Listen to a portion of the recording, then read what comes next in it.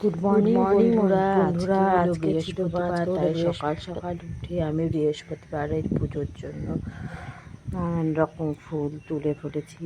তারপরে এই যে গাঁদা ফুলগুলো ছেলে বাজার থেকে কিনে নিয়ে এসেছিলো, আর আমি সাদা ফুল, টগর ফুল, তারপর করপী ফুল, এই সব ফুল তুলেছিলাম।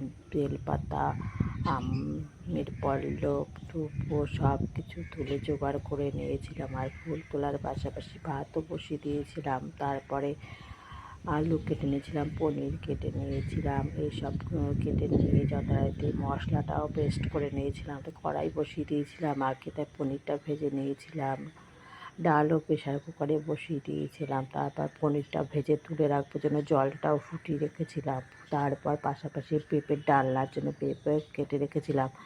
যথারীতি সেই মশলাটাকে কড়াইয়ের মধ্যে দিয়ে কষিয়ে নিয়েছিলাম। তারপর সেই মশলা কষাতে কষাতে যখন নাকি তেল ছেড়ে আসছে, যখন ফুল কষানো হয়ে গেছিলো, তখন তার মধ্যে সেই ভেজে রাখা আলুটা দিয়ে আবার কষিয়ে নেব জন্য মশলাটাকে ভালো করে কষাচ্ছিলাম।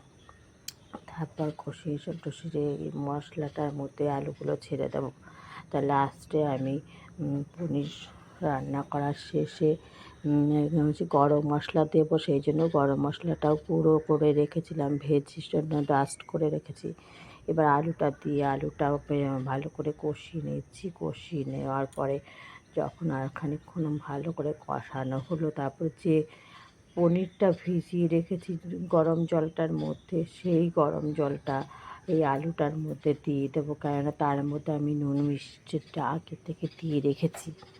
সেই নুন মিষ্টিটার মধ্যে আমি যথারীতি সেই গরম পনিরটা দিয়েছিলাম। তারপর সেই পনিরটা ছেঁকে তার থেকে গরম জলটা এই আলুর মধ্যে দিয়ে দিলাম।